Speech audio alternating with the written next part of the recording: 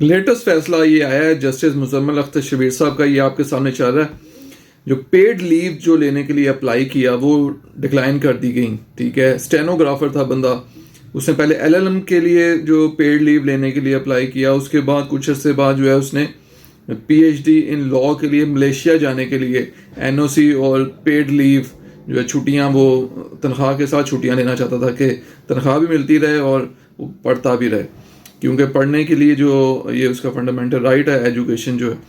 तो इसमें जो पहले उसको जब उसने उस वक्त भी रिट फाइल की 2008 में, तो लेकिन वो उसने विड्रॉ कर ली और डायरेक्शन दे दी गई जैसा भी तरफ से सिंडिकेट को कि वो मैटर डिसाइड करे।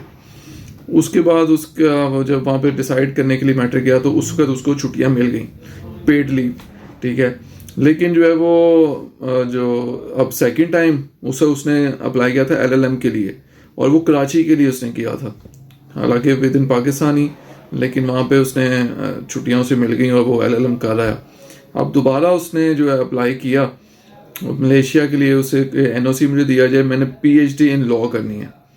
ठीक है, उसके लिए जो है वो डिक्लाइन कर दिया गया। उन्होंने कहा कि नहीं, दोबारा से जो है वो पेड लीव जो है वो दोबारा नहीं दी जा सकती, ये रूल हमारे परमिट नहीं करते।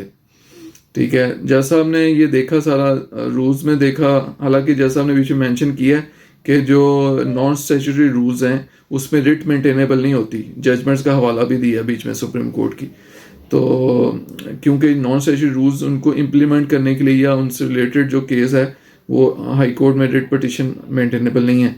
लेकिन साथ ही ये जैसा हमने ये टेकअप किया है मैटर, लेकिन एट द एंड जाके मैं बताता हूँ क्या किया उन्होंने। लेकिन जो है वो रूल्स का जैसा हमने हवाला दिया कि जी महकमा कह रहा है कि जी परमिशन नहीं है जो दोबारा से जो x Pakistani leave paid leave देने की, लेकिन जब रूल्स पढ़े गए हैं तो उसमें तो इस के मुतालिक साइलेंट है रूल।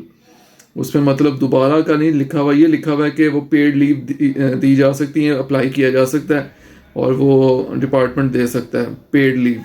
ये एक दफ़ा होगा, दो दफ़ा होगा, तीन दफ़ा होगा, कितनी होंगी ये मेंशन ही है, इसके मुतालिक रूल्स जो हैं वो साइलेंट है।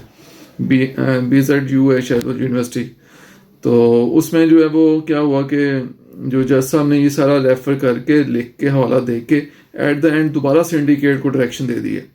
पूरा केस डिस्कस किया है लेकिन करके एट द एंड सिंडिकेट को दोबारा डायरेक्शन दिया। आपको क्या लगता है, आप सिंडिकेट दोबारा से उसे छुट्टियां पेड लीव जो हैं तनख्वाह के साथ अहला तनख्वाह थे मोजा कर जाके पढ़ भी थे, तनख्वाह भी मिलेगी, काम भी कोई नहीं करना, तो ये दोबारा ये उसे मिलेगी कि नहीं? ये राइट है उसका एजुकेशन का, लेकिन बार बार जो है वो अप्लाई किया जा सकता है, होना चाहिए ये अलाउ कि नहीं होना चाहिए, आप बताएं जज।